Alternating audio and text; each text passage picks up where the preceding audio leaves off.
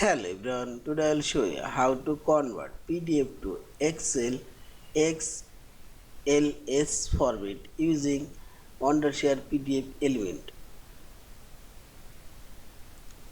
and click on this convert option, this menu bar, and here you will find this Excel option. Select and click on this down arrow and select your Excel XLS format and select setting option. You can convert all pages or custom page range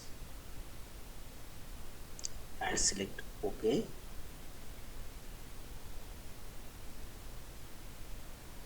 and you can select your output folder. You can save to save same folder, source folder or specific folder, and select source folder and select OK.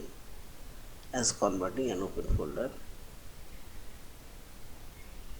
this is our converted file, and see this XLX format.